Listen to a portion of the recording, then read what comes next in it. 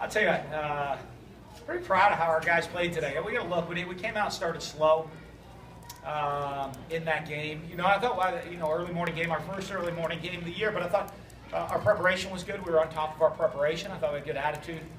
Guys are up ready to go this morning. They were fired up. We had a good walkthrough and just started slow, falling behind 14-0. And we gotta ask every one of the guys on the team. We gotta find out how do we get that fixed.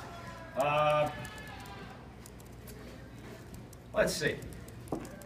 But after it was 14-0, I guess we won 45-6 at that point after there. So I thought we turned it around and played pretty well in all phases. Obviously big special teams plays out there with the block kick, the return for a touchdown that got called back. That was unfortunate. Of course, right there with special teams, I thought played pretty solid. Offense, I thought we played solid. Defense, I thought we played solid at times. A little bit too many yards here and there on some plays. But after 14-0 to hold them to 6 points the rest of the way, I think that's really good defense. So, that's the end of non-conference play. Now everything else is conference play from here on out. We got to get ourselves ready, get ready for the grind that we're about to go through over the next couple of weeks. Questions, David? Coach, you bragged about your last couple of recruiting classes, redshirt freshman, true freshman. Talk about the plays those guys made today. Well, you see them coming in. I thought they did a good job. Brandon Bryant, big interception there, kind of sealed a victory at the end. Some of the freshmen on the field out there making a lot of plays. The young running backs running the ball.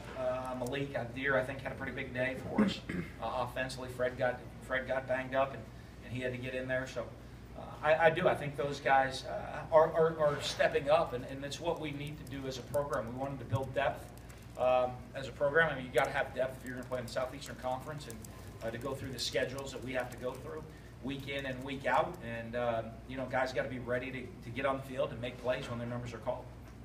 You mentioned the block punt. Do you think that just kind of shows the versatility of Donald Gray to be able to make a play on special teams? Yeah, I think you guys see him. He's a first-year player now for us. I know he's coming out of junior college, so a little bit older maybe than a high school kid, but in a lot of ways he's kind of a freshman out there on the field for us, a first-year guy. And you see him make some great spectacular plays and block a punt. So I think you see the potential he has. And I think he's constantly working on being a consistent football player. And I know he wants to be good. You see him, I think he had a drop pass today. And, almost to the point of, it bothers him so much he drops a pass, it can mess him up beyond that. But after that, he made the play, blocked the punt, did a really nice job for us. With Shump out and then Gus Wally going out, and he, like you said, Fred Ross, there were replacements in there, Darian Hutchinson, Malik Deer. What did those guys do to step up when they were called upon? Well, there's a lot of them out, you know what I mean? You're looking at Joe Morrow is still out, Gabe Miles still out, so when Fred Ross goes down, or tight end, you're down 3 wide receivers and you're starting tight end. That's a lot of skilled position, and starting tailback, that's a lot of skilled guys out of the game. But the great thing is, guys get their numbers called. Did a nice job. Hutch, Justin Johnson stepping in there, going to make plays.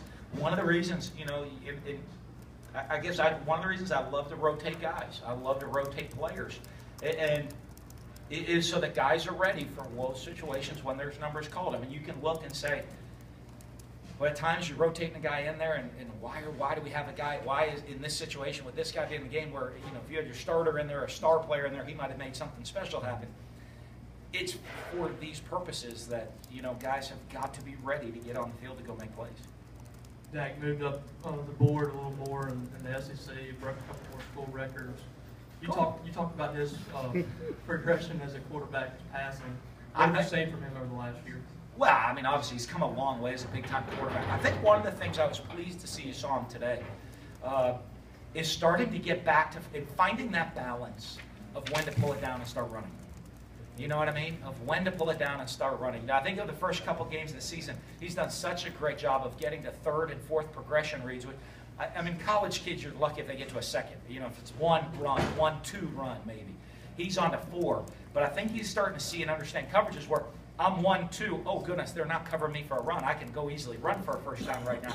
Instead of holding the ball in the pocket too long, and then that breaks down and creating a sack.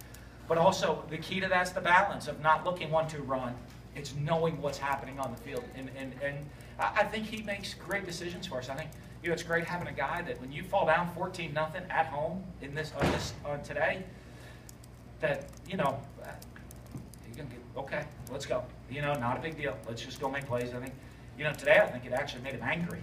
Now 14-0. Usually he's got that calm. We're gonna go make a play. Don't worry about it. He looked a little bit. I don't know if he wanted to get in front of him at that point right there. He got a look in his eye. He was excited. He wanted that ball and wanted to go make it happen on the field.